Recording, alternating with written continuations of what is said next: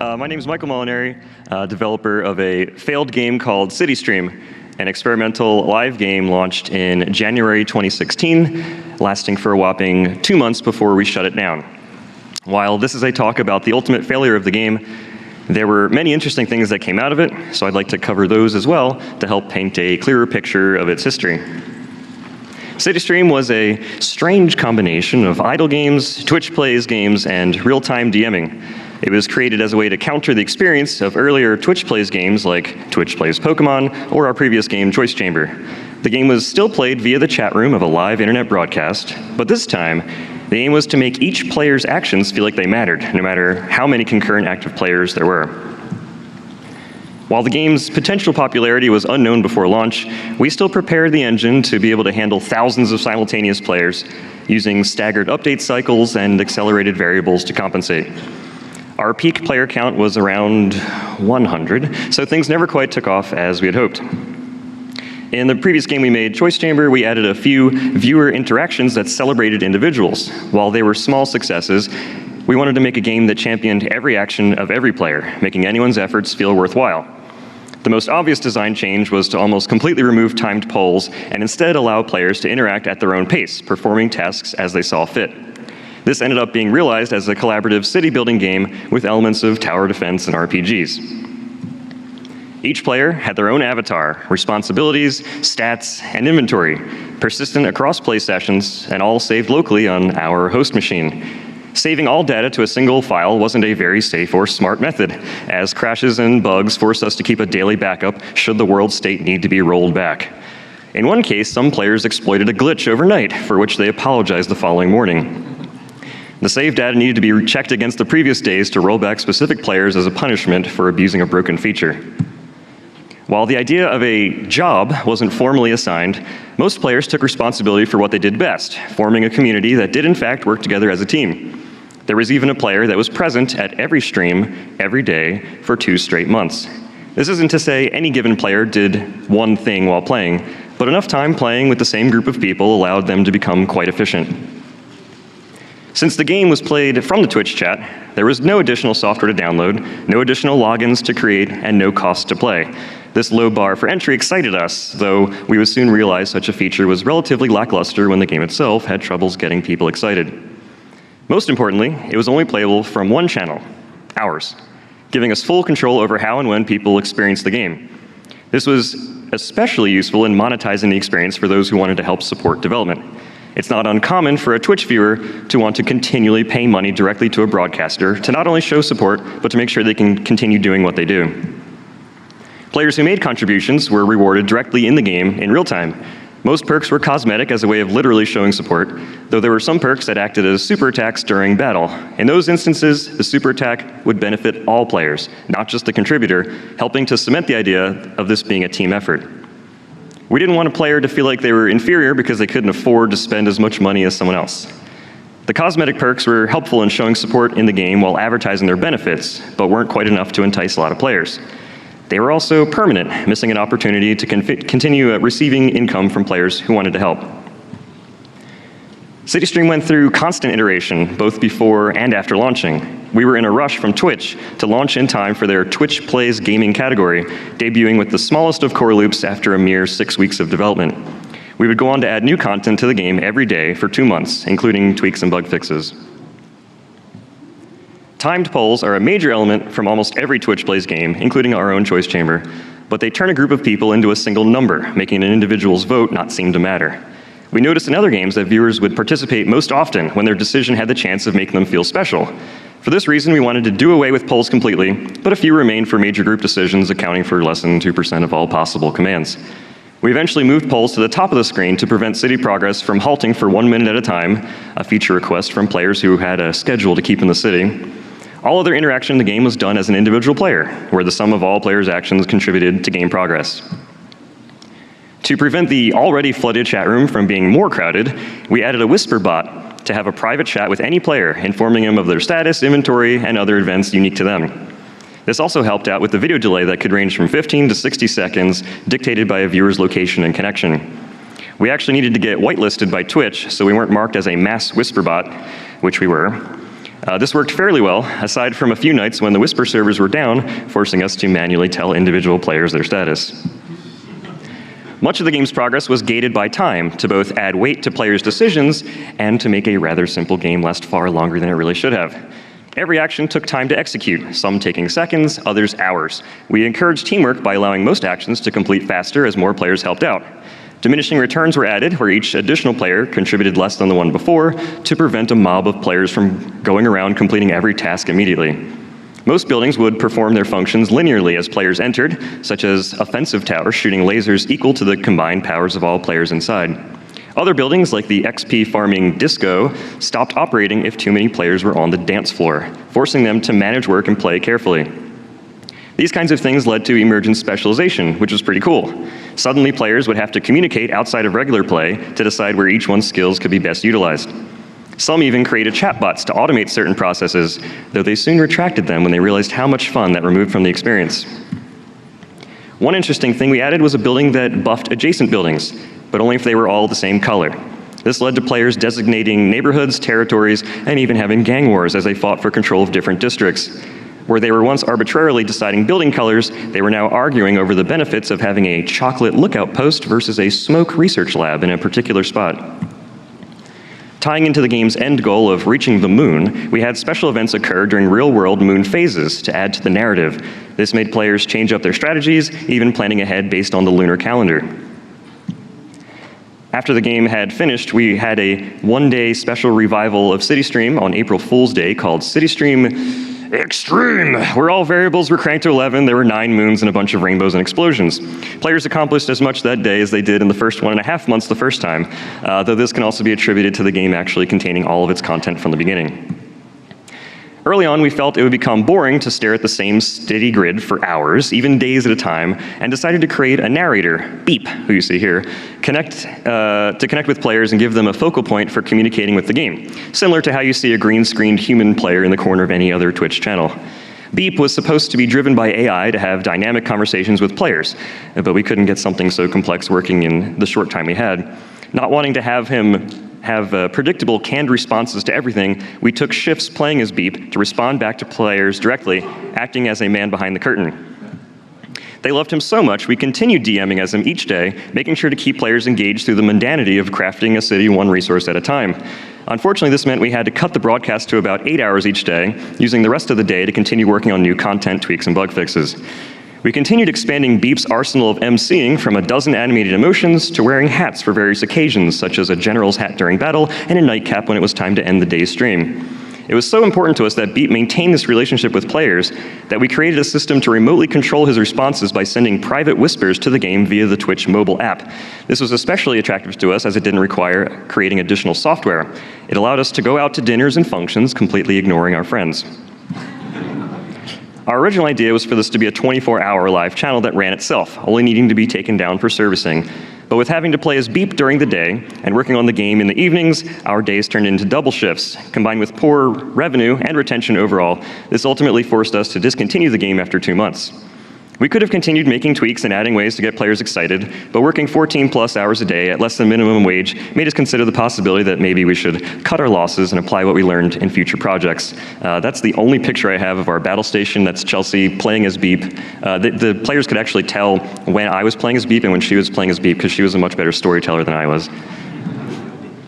Monetizing a game like this was tricky since it was unlike anything else out there. Not surprisingly, this is where our design fell apart the quickest. We offered additional cosmetic and gameplay perks to players who subscribe to the Twitch channel or donated via a third-party system. However, almost all perks were permanent, offering little reason to continue supporting.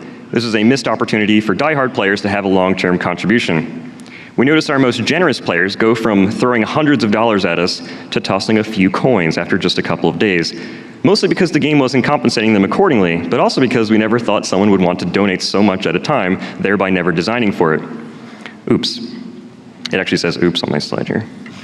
To avoid constant grinding, we added a wishing well, where players could offer some or all of their inventory in exchange for a chance at winning big. Some players became addicted, gambled away everything, then grinded resources to do it all again. We tried to break this habit by time-gating additional wishes after jackpots, but that simply let them grind more resources at a casual pace. We also didn't monetize wishing for legal and moral reasons. Despite this, there were still ways to manipulate the system, allowing some players to build entire districts on their own overnight. It was a broken system, even after continued tweaking. Battling was a huge component of the core loop, where players would stop building to defend the city from an army of creatures. Offensive buildings would fire from afar, while brave players would use melee attacks and weapons on the battlefield. And if a creature made it to the city and destroyed a building, it was permanently gone from the game. The difficulty of those battles was intended to be automated by a system that accounted for the number of active players and their combined potential power, curating the experience to be challenging yet possible. This system also did not get finished in time, so while we were playing as the narrator Beep, we were also deciding how and when every battle unfolded. Even with this human control, many battles appeared either too easy or so unfair we had to roll back the save file because every building was destroyed. We improvised these moments to players, usually mentioning a time machine of some sort, but they knew we screwed something up. Even the final battle had to be painstakingly curated to make sure it lasted more than a few minutes, but didn't erase 2 months of work. Unbeknownst to us, some players had been stockpiling on explosives via the wishing well and decided to use all of them at the same time, defeating the final boss faster than we can give it another health boost.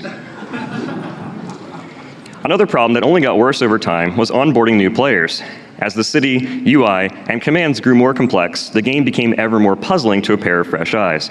This was largely because all information had to be on screen at the same time, and a late game newcomer couldn't start at the beginning.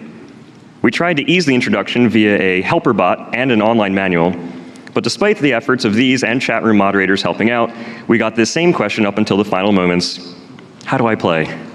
We realized this was a problem as soon as we had trouble ourselves telling someone in person what things to do first. In addition to our struggles with the game itself, it was tough for Twitch to promote a game that didn't present well at a glance, even with Beep telling jokes in the corner. Other than a launch day promotion on the front page, it took 1.5 months to create a spotlight feature to continue help spreading the word.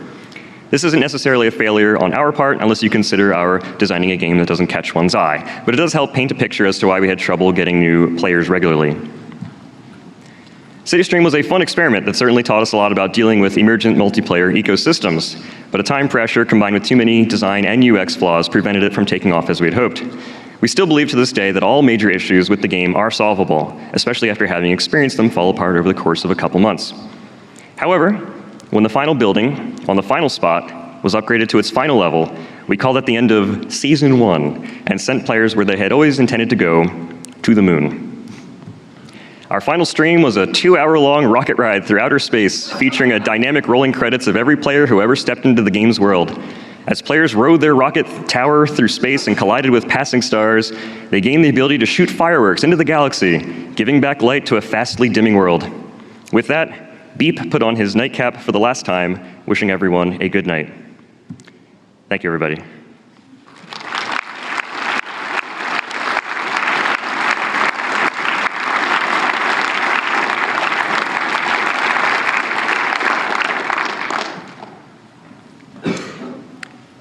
I believe Adriaan is going to be next. I think so. Yes, so Adriaan's going to be next. Right. You.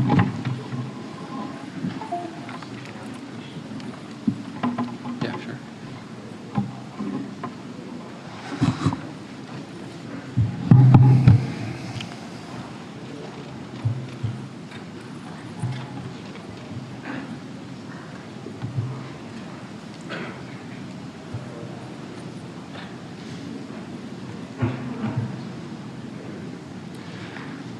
Hello, everyone. I'm Adriaan de Jongh. I'm a game designer, programmer, business, marketing person.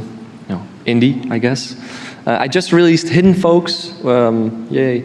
And but today I want to... Thank you. Wow.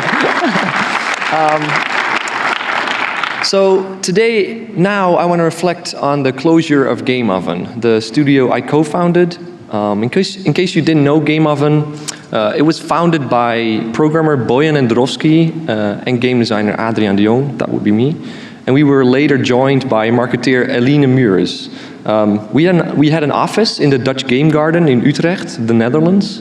And we made Fingal, Planet Challenge, Bamfoo, Friends Trap, Bounden, and Jelly Reef. 6 games. We were best known for Fingal, which is a sort of like Twister, like finger rubbing game. And some people know us for Bounden, which is a mobile dancing game for 2 people, and it actually has choreography by the Dutch National Ballet. I showed this at the experimental gameplay workshop 2 years ago. So my talk to you today will have 2 parts. One of what it's like being a company and sort of our perspective on the closing the company, and being a team and all the dynamics that happened within our team. All right, part 1, being a company. So Game Oven was founded by Boyan and I because at some point I had this prototype, a Fingal, and it was sort of weird and fun, and it was just awkward, and Boyan and I both saw, oh, maybe we need to make an actual game out of this and put it on the App Store, but to do that we needed a legal entity. So we were like, maybe we should just dive into it and make a company, and Game Oven was born. Our business plan became to make enough games to collectively bring in enough money to cover the costs of the company and hope for a hit somewhere along the way. And we wanted to run the studio sort of on the long tail of games.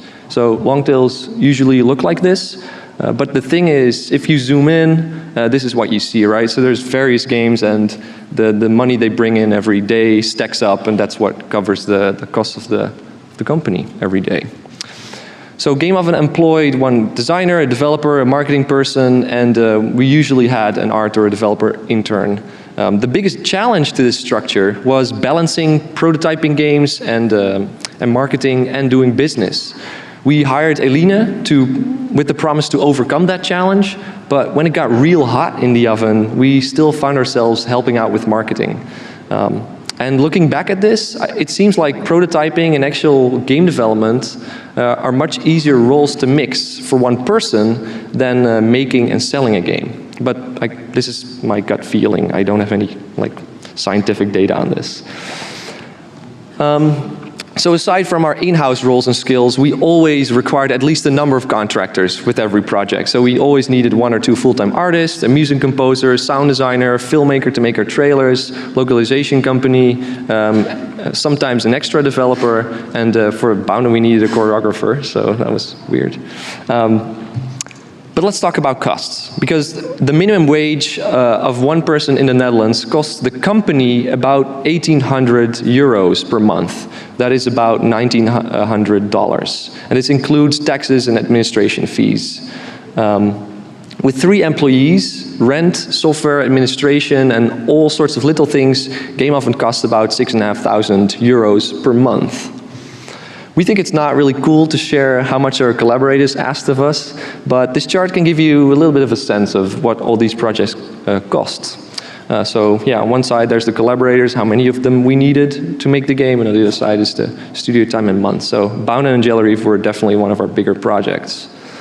So counting the months on this chart and knowing that Game Oven existed for 3.5 years, all the studio time listed here doesn't add up to 3.5 years. Because in between these projects, we prototyped, we maintained the engine and our previous games, and we did some contracting work here and there.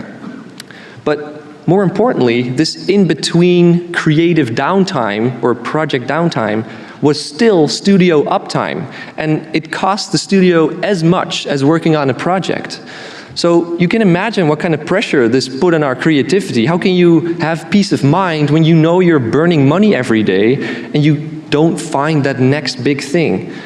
And this is one of the reasons we decided to close Game Oven, because being responsible for the upkeep of a studio and being creative is damn difficult. And yeah, we couldn't find a way.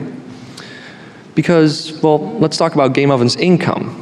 So in total, more than 2.5 million people, more than 2.5 million apps have been downloaded, with grossing about 155,000 euros, which is about $165,000. Compared to other apps on mobile stores, these numbers are not amazing, but they're definitely not bad either. Speculating over what drove our game sales, we think we made unique games and potentially appealing to non-gamers and using phone features in unique ways. But we were always constrained by the designs of our games to mobile platforms, which already has a lot of competition, and we weren't really in the mood for a free-to-play business model. From 2012 to 2015, piracy in our games was just crazy. So most of our Chinese, Russian, and Turkish players pirated our premium games, both on the iOS and App Store. And yeah, especially with Bounden's release, we were baffled by how much percentage it was. So in the end, what we made off our sales wasn't, strictly speaking, enough to cover the costs of the studio and pay our collaborators. And so we hunted for additional source of income.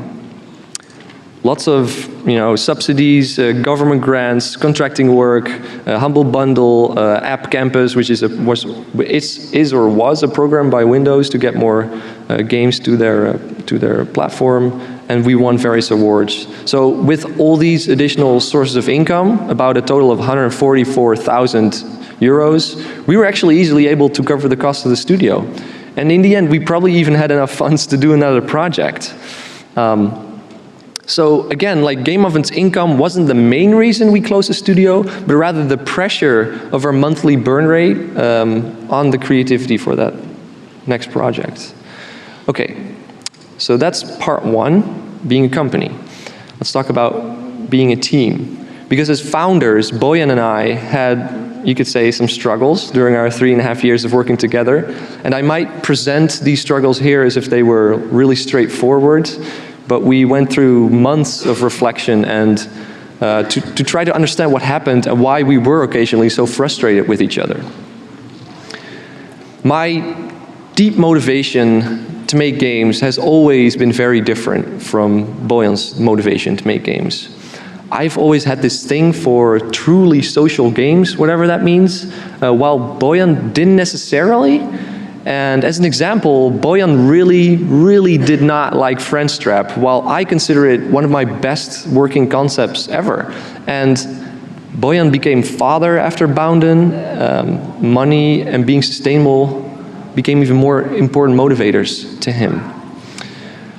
So before Jelly Reef, the last game Oven made, Bojan had not been able to motivate or convince me to work on any of his game ideas, mainly because I looked for a social component in Bojan's ideas that he never focused on. To me, it felt like Bojan never understood what he wanted to accomplish with his games, or that his games didn't have a bigger vision. And for Bojan, it felt like I never took his ideas seriously. And this kind of frustration was actually very difficult to deal with for both of us. Okay, the other struggle. I was primarily the face of Game Oven. I was maybe a bit more extrovert and better connected internationally. But unfortunately, many interviews with journalists presented me as the sole creator of Game Oven's games, even though they were made as a team effort.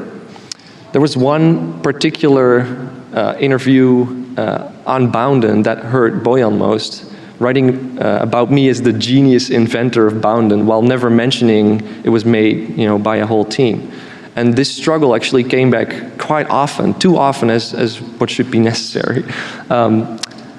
Everyone wants to be credited for their hard work, and so simply making this very explicit to journalists keeps everyone happy on the team. So if you're a journalist, please take this seriously. I actually know for a fact we are not the only ones who have struggled with this. Okay. The biggest struggle, however, that we faced resulted from never strictly defining our roles. So Bojan didn't want to narrowly define our roles, as he wanted to have a say in business and marketing and design, as well as being the technical lead. Having a say in all aspects of running a game studio for a small studio like that was why he wanted to be a founder in the first place. And I think that's very reasonable. But unfortunately, it resulted in a few pretty bad scenarios. And I wanted to give you guys 3 of these scenarios because, I want you to understand how important this was for our decision to close Game Oven. So after the quite underwhelming launch of Bamfoo, our second title, I decided after maybe 3 or 4 months of prototyping that Game Oven's next production was going to be Friendstrap. And this quirky little game with no beef other than being really awkward and weird, Bojan just didn't feel anything for making it. to me, feeling that studio uptime pressure, it was one of the prototypes with the most potential we had at that time. But to Bojan, it felt like he had no say in whether friendship should be made or not, but he did feel as responsible for it as much as I did. But I took the best decision I could, and I still think that we didn't have any better alternatives back then. So the lesson here is defining roles comes down to trust and letting go of the things you too feel responsible for. One long argument Bojan and I had was about a timer in Bounden. So at some point during the project, Bounden took on the challenge of making a timer, one that should convey where you are within the dance. But while he was making it, I came to realize, and I saw in playtests, that the timer was actually not as relevant to the broader picture of the game. And so I sort of had to discard the idea within the whole design and replaced it with a much simpler solution. But at this point, it felt to Bojan as if I only wanted to include my own designs, while I was only trying to model a coherent player experience for Bounden. And so the lesson here is I was often not able to communicate my bigger vision of the game fully to Bojan, which made it very difficult for Bojan to understand why his contributions should sometimes not be included. And what complicated matters was that the vision and execution of that vision changed constantly, sometimes even radically. So another difficult scenario was Jelly Reef in its entirety. So from the start, with all our previous issues in mind and all our struggles in mind, I wanted Bojan to be the creative owner of Jelly Reef. And he filled that role well. But somewhere along the way, Jelly Reef turned into a procedurally generated game, which meant that my role for Jelly Reef became unclear. I wasn't able to help Bojan code it. I was just not a good programmer like that. And so, not only did I have to leave most of the design up to Bojan, I also had to work on a game that didn't align with my deep motivation to make games in the first place. And it was at this time that I got us together and said those 4 painful words, I want to quit. Bojan and Alina understood that I was a fundamental member of Game Oven, so we decided together to finish Jelly Reef and close Game Oven afterwards. But finishing Jelly Reef with a disbanding team was a nightmare.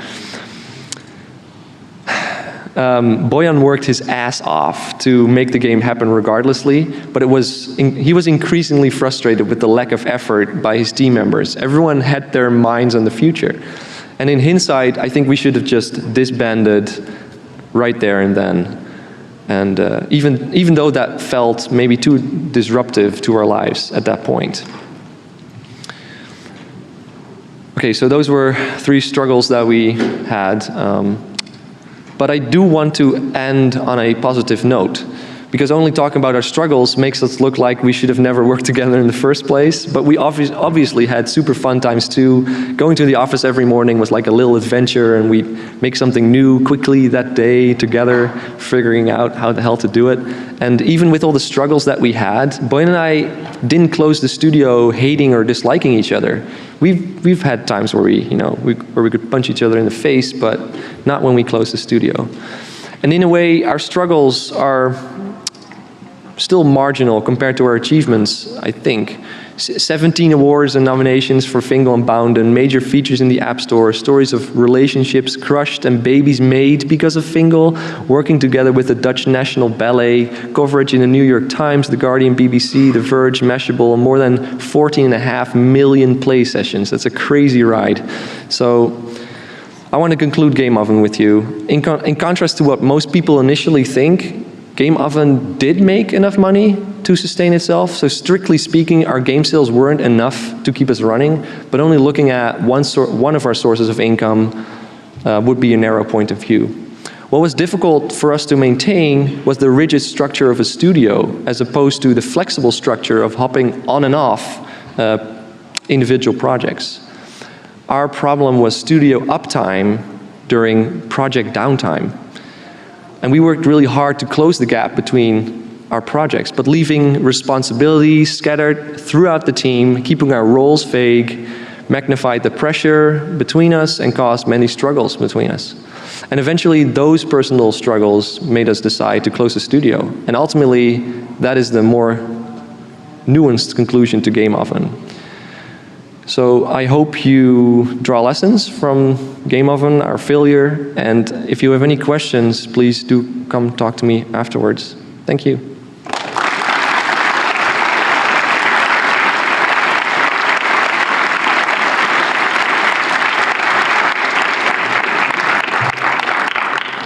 Tim, you're up next.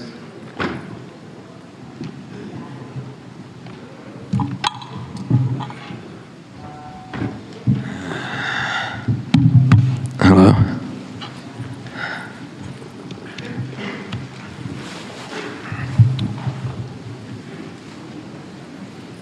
Is it, oh, you're pretty. Hey. Oh, I'm gonna hit play. Hello, everybody.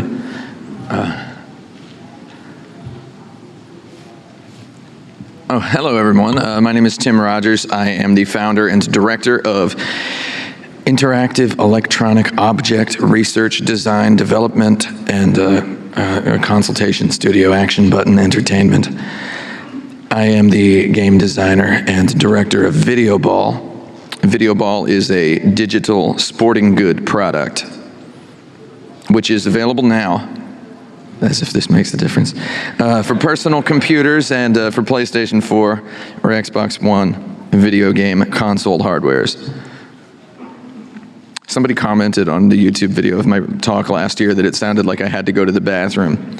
I really did, and I really do right now. So I need to stop doing this. All right, okay, so Videoball is a 4-player sport in which 2 teams of 2 players each project triangles at circular balls to push them. Push a ball into your opponent's goal to score a point. The longer you hold the button, the bigger your eventual triangle. Bigger triangles push harder. Triangles also stun players and eliminate one another. Regulation Videoball is played with 3 balls on the screen at all times. And here's a little video of some experts playing the game. So Videoball represents an attempt to make a serious electronic sport. So through what I can hopefully unpretentiously describe as a scientific game design process, we started with simple core rules and eventually arrived at what I call, quote unquote, a compact expression of all sports mechanics. Videoball launched on 12 July 2016, and my life has been a garage sale ever since. One of my earnest goals with Videoball was this, being perfectly honest now for the first time, one of the earnest goals of Videoball was to make the Burberry scarf of video games. Up here on stage last year I said the Muji coffee cup of video games. That was me being modest. I wanted to make the Burberry scarf of video games a luxury video game. So you can buy a scarf for $1 and it will keep your neck warm, or you can pay roughly $400 for a Burberry scarf. So why pay the extra? I never meant to charge $400 for Videoball. But why pay the extra $399? Well, a Burberry scarf represents a perfect intersection of history, science, and art. So I personally don't really have any history or art, but I know a little bit about science, so I thought that I could, fudge the other two. Burberry, the company, has existed for over a century. The founder, Thomas Burberry, invented gabardine, a waterproof fabric, which is still appreciated today, and their trademark check pattern, their trademark check pattern is a monolith of graphic design. So I would define a Burberry scarf as a fine thing, and this would be what I would want in my video game that is the Burberry scarf of video games. So to run through the list, a fine thing is not too hot, not too cold, lovely to touch, beautiful to look at, and wonderful to think about. So I am not, however, a ridiculous enough person to vocalize this mission statement while promoting Videoball before its release, but the game's been out for 8 months, and I'm wondering now if maybe I should have been that ridiculous. I'm always, checking my ridiculousness. Instead, we promoted Videoball as a digital sporting good product. Videoball will empower the players are the characters, the game is a thing. And I'm working on another game right now, I'll tell you about it later. My mission statement just in my head, that my mantra is video games can be things, and hopefully that will be my GDC talk in 2018. That'll be the title. Video games can be things. Look forward to it. Or you don't have to if you don't want to. Okay, so I got a lot of weird copywriting out of the Videoball mission statement, and my favorite thing is something I said here last year, which is Videoball has the best graphics of any game ever, because Videoball is a perfect one-to-one simulation of itself. And this in addition to being a funny joke, is also that was something I sincerely believed. I thought, why not make a game like that? Wouldn't it be cool if there was something like that? So here's how we advertised that mission statement in the trailer. If you want this guy to do a voice in your trailer, there's his email address. Think of Videoball as a pool table. Think of Videoball as a ping pong table. Think of your television as a dinner table. And Videoball is what's for dinner. Videoball doesn't need fairies, elves, space marines, tanks, or even helicopters. Videoball has the best game characters ever. Real human beings. That's right. When you were born, you were already a Videoball character. Want a new costume for your Videoball hero? Put a hat on, buddy. I mean, put a real hat on your real head. Boom! You just made DLC. So I thought that was pretty good. It got a lot of views on YouTube. Most of them saying that the announcer sounded like he had a stuffed nose. So body functions keep getting into my PR. Basically, in keeping with the put a hat on buddy message, we made hundreds of shirts, many of them unique, most of them unique. I promoted these shirts on the web, and I even sold some of them up here at the podium last year at GDC. If anybody remembers that. I would say make some noise if you're wearing a shirt, though I have surveyed the audience with my eyes and determined that that would be too much noise. I actually have the last Videoball shirt. It is a medium-sized American Apparel. You can't, that's not gonna, I'm sorry. You're a robust gentleman. You're tough, you're stronger than me. So keep in mind that I have diabetes and I can't afford medicine, so if somebody wants to pay me for this. All right, so one of the Videoball shirts was printed on a 1950s vintage French girls terry cloth t-shirt, and I was very scared to print on this. I have a collection of vintage European sweatshirts, I mean, because lots of people do.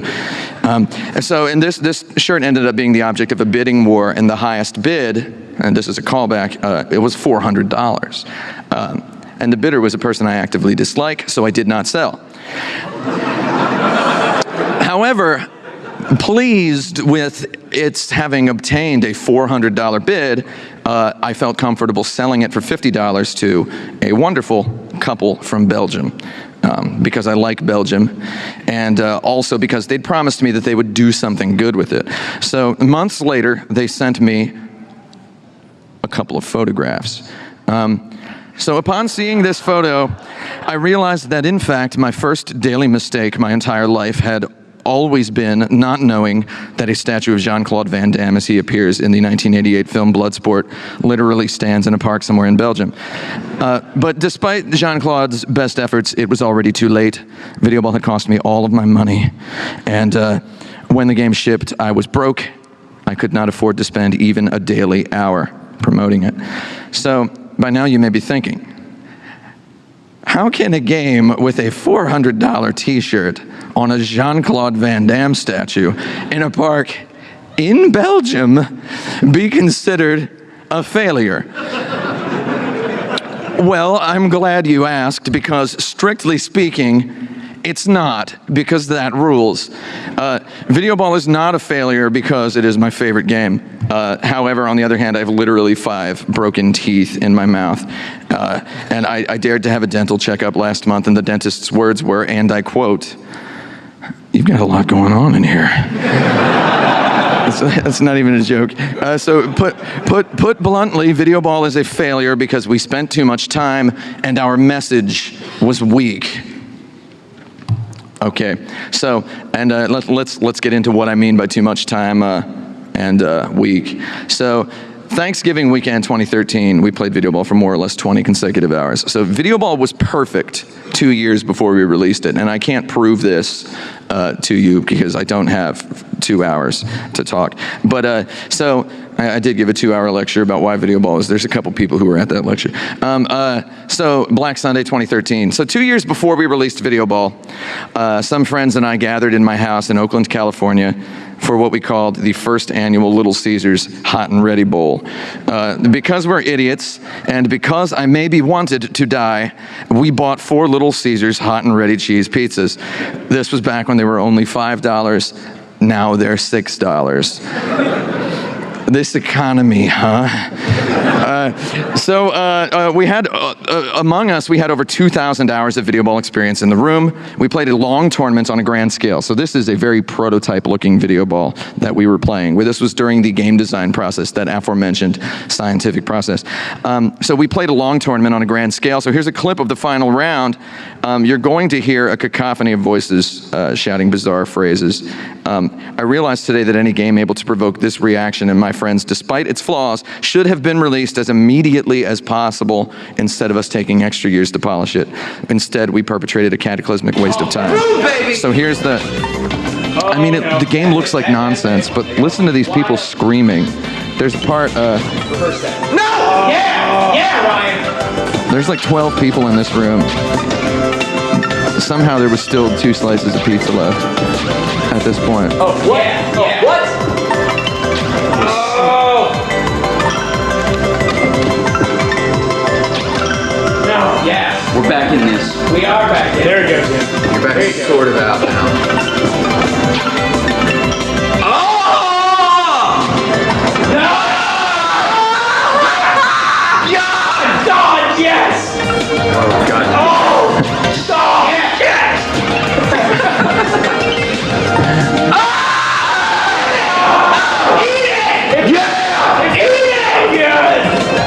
I will kill everyone. Get it out! I'm triple this one. Boom! Taking this shit downfield. Have him! Get these kids out of my neighborhood! Go! Touchdown! Bam! Go! Finish it, Tim. Finish it. I can't. You help. Boom! Yeah! Go! I got it. Yeah! Keep them dizzy. Try and go, baby! Come on! Go! Get it in! Die, you motherfucker! No! Go, Tim! Come on, man! No! No! God! Oh, God! It hurts! It's a little longer than I thought it was. No! McHugh! You fuckers! No! Yeah! Piece of trash! Yo! Oh my God! Okay, so I look at that and it's like compared to if the sound were off, I would be like, man, yeah, this game sucks. Like, and that's, you know, what I thought then. I'm like, oh, there's a whole lot of stuff I want to do with this game. And I would just forget about that the next day. Immediately after resuming work on the game, I would forget, for some reason, what's wrong with me. I would completely forget that those people had that much fun playing that game. So we should have released it pretty much right away. So that's what I want to talk about real quick here. We should have released the game simpler and differently. So let's talk about simpler and differently. So here's why we didn't release it simple and different. So the terrifying screams the Videoball prototype caused were so voluminous as to attract a publisher. So I signed with the publisher because they offered money, and I like that. The money would be enough for myself, Brent Porter, and Michael Kerwin, my partners, to concentrate on finishing the game. It didn't seem impossible. It was a game we wanted to make anyway. I hated the contract work that I'd been doing on the side to support the development, and I liked the guy who was the publisher. So what happened, we agreed to the publisher's expectations, which was simultaneous launch on PlayStation 3, Xbox 360, Steam, PlayStation 4, and Xbox One, which is a lot of work for 3 people to do in 6 months. They also expected cross-platform online multiplayer, which quite hilariously did not happen. So we were now being paid to work on what we'd been doing for fun, so we subconsciously divided the work into stuff we had to do, such as getting it running on all the consoles, and the unnecessary stuff we wanted to do, such as graphical polish, new options, new modes, new arenas. So we'd somehow decided that we were being paid just for the boring stuff, which is a really bad trap that we fell into. And so we kept doing the fun work for fun, and eventually we were working 16-hour days on this game. And I crunched some numbers, and it turns out we averaged about $4.50 an hour for the work we were doing, which is, that's pretty bad. And then eventually we took so long making our game that our publisher went out of business, and we had no choice at this point. We needed another publisher. I could get into that, but that's scary. So our friends at Iron Galaxy rescued us, and so we ended up releasing the game a year later. Now, one of the bigger problems here with the game was that our first-time user experience was too difficult in the wrong environment. I accidentally said user, and it says game right there. Sorry about that. We had cultivated an abstract, color-coded visual style because we found this the coldest, most legible way to inform players and spectators of the events of the game. Legibility was our primary concern, which meant the game ended up with a look that I have described as preschool industrial, which is this look here. So the first-time players of Videoball presumed that the game was as stupid as it looked, and the disgusted glares I suffered from EVO attendees left a layer of frostbite on my brain, which likely remains today. That's an actual quote from a review. It's basically Pong made for the millennials, and I can't get enough of it. I don't know, millennials are cool, whatever. Okay, so we had designed our game under a strict law that it would be all skill, no luck. The player's first experience is not as important as their 1,000th, and we knew that this was not a billion-dollar mainstream idea. We had decided with conviction that our game would not possess the immediately understandable metaphor and simplicity of a game such as Rocket League. Meanwhile, the press had decided that soccer was, in fact, Rocket League without cars. So we could have released our game before Rocket League. We ended up releasing after, and eventually players at PAX were shouting to their buddies, "Hey, look, someone made 2D Rocket League." And our game's, Rocket League rules, but that was people's first, I don't know, I cried. So it was that first-timers pressed one button over and over, firing dinky little triangles, barely pushing balls, or they'd ram into the... I actually was... I was going to show you a video on YouTube, but it's all messed up. Or they'd ram into the ball repeatedly and drop the controller in anger when nothing happened. And some people didn't even realize the circles were balls. And those who did would recommend, hey, maybe the ball should move when you touch it, like in Rocket League. Again, I was like, I've done science here, man. So Videoball requires 4 players to optimally enjoy, and so at game conventions, people don't tend to be walking around with 3 friends. And they also, that's not a diss or anything, that's just what I noticed. And they also are surprisingly not always in the mood to get into screaming fits with 3 total strangers. And if just one player understands the rules of this game and plays well, the other 3 players feel terrible. And I noticed this a lot. So Videoball requires cooperation and observation. And if there's just one player of the 4 who's good, most players are not willing to observe and learn from the behaviors of total strangers in the presence of an expert. So no matter how hard a guy wearing a Notre Dame football jacket over a dress screams at them. This is me. That was me at PAX 2014. That was Christine Love's dress that she loaned me. Number 7, we put too much stuff into the game. So in our 2 years of polishing, we filled the game with a bounty of rules, score variations, music tracks, voice announcements, backgrounds, line variations, ball markers, and 35 drastically different arenas. We put in an arcade mode for 1 or 2 players. We put in 1-on-1 and 3-on-3 local multiplayer. We put in AI bots. We did all this even though we knew for certain the best experience was 2-on-2. So when we released the game, streamers and Let's Players were playing almost exclusively 1-on-1. Furthermore, they never touched the customization options. Our game ended up looking dinky and plain. We knew it was actually ferocious and flamboyant. When we played the game, we saw the 1995 NBA Finals. When Let's Players played the game, we saw a lone, untouched field hockey ball sitting in a tray of fresh kitty litter. I swear to God, we could have remade this menu if we'd had 1 more week, and it would have been perfect, Dave Lang. I'm not going to talk about that menu. That goddamn menu.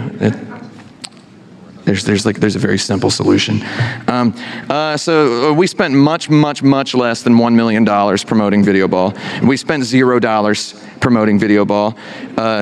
Had we spent $1 million, I promise you I would not be here today. I would be at the Success Workshop next door. And the profits would have likely been large enough for me to buy a 1999 Honda Civic SI.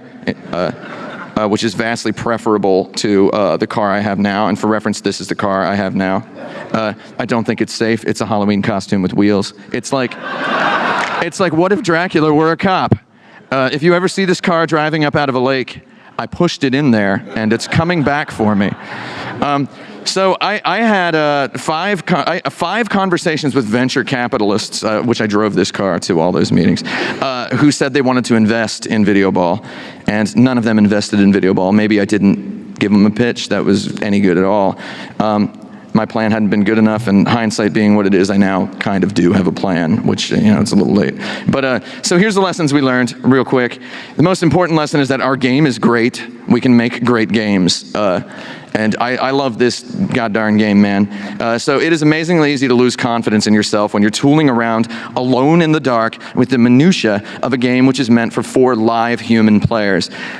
Despite my many experiences with a living room full of friends screaming in ecstasy, I could not help feeling an inadequacy which drove me to implement too many modes and too much stuff. We didn't need all that stuff because Videoball is great. The other thing I learned, game conventions are loud and stupid. We should not have taken Videoball to PAX. PAX is great for many games, but probably not ours.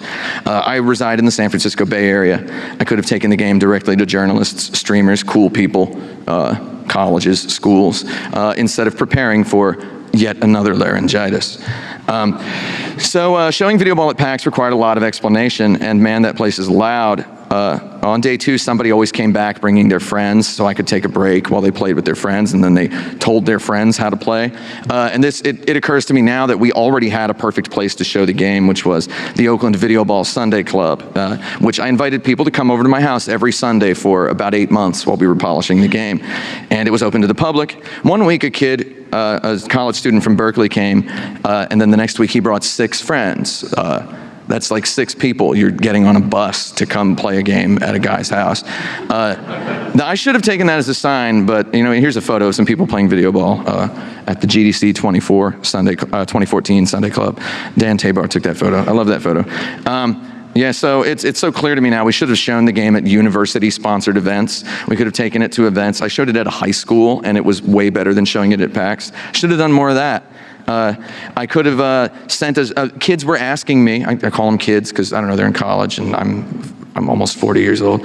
And so the kids were asking, hey, can I have a build of the game to play with my friends? And I was like, man, no. I should have done it. I should have sent a stripped down build and let them evangelize the game for me. I don't know, man. And then we went on to not even let online players organize. So this is like the worst thing that we did. Our online was divided into ranked and exhibition. And then further divided into 1-on-1, 2-on-2, and 3-on-3. This was an utter waste of time and a flagrant display of idiotic hubris. You can't just make an esport has to happen. We should have left it at 2-on-2, 1 arena, and made all matches ranked. By including a AAA's worth of options in our online multiplayer for our game, we could not afford to advertise. All we did was dilute matchmaking into oblivion. So that was a huge disaster. So here's a comment from a review. This is an actual line. I can't recommend Videoball on the basis of its online multiplayer, however, because there don't seem to be too many players playing it online at this point. So, if you would recommend it, there would be people. This was like an 8.5 8.8 out of 10. Like, what is 8.8? I don't know. So finally, it's very clear to me that we could have made a dumber game, and I use the word dumb very, very affectionately. I love dumb games. I love the abstract nature of Videoball. I love its devotion to its concept. It's my favorite game. That's the kind of person I am. However, maybe it should have been the professional edition of a much loopier, floppier, cartoonier game, full of vehicles, characters, special weapons, anime girls, loadouts, modes, graphics, costumes, hats, and a robust roguelike single-player mode. That's Videoball X right there. Thanks to Dan DeSalt for that fan art. A wonderful man named Wasim Salman referenced Frank Lloyd Wright in a beautiful essay about Videoball, and I blushed.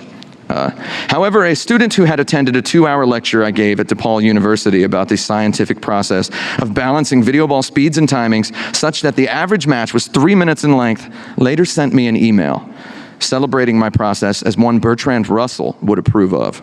I almost passed out. I know and appreciate Bertrand Russell as an expert of many occupations, yet I take it this specific student's comparison saw Videoball as the electronic game equivalent of the fact that Bertrand Russell and Alfred Whitehead in their book Principia Mathematica famously wrote 362 pages, proving that 1 + 1 = 2. I don't know anybody who's ever read that book, and I haven't either, because why would you? I already know that, you know. Basically, that's a rule of thumb. Unless you already possess financial security, consider any comparison between your video game and the work of Bertrand Russell to be the darkest possible omen. So can I save Videoball? Well, Videoball's primary concern is timelessness. It runs at 300 frames per second in 8K resolution. I mean, it does. That sounds like, I promise I'm not joking. So if our game is meant to survive intact as good design for at least 1,000 years, calling it a failure and giving up after 8 months is quite frankly a little bit ridiculous. So we can simplify the product. We can remove most of the menus, no more arena select, leave in only the basic arena.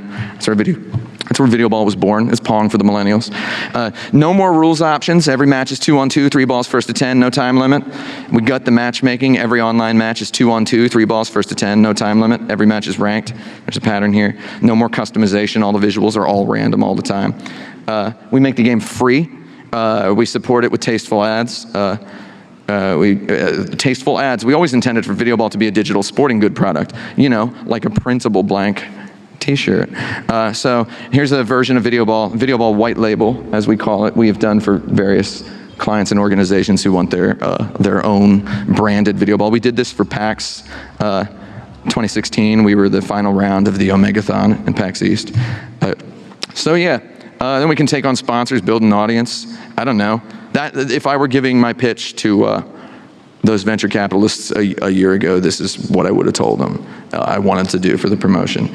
And if esports happens, it happens, and if it doesn't happen, it doesn't happen. So if you're a venture capitalist with no common sense, and you'd like to talk to me, my Twitter DMs are always open. And that phone number right there, it's not fake. So photograph this if you must, but please do not tweet my phone number. So in closing, Videoball is a failure because I need insulin. In closing, Videoball is not a failure because it is my favorite game. And if you'd like to play it at my house on Friday night, or Saturday afternoon, or Sunday evening, or if you're around next week, my Twitter DMs are always open, and that phone number right there is not fake. Please do not tweet my phone number. Thank you. Oh, and one more thing. Truck heck. Truck heck.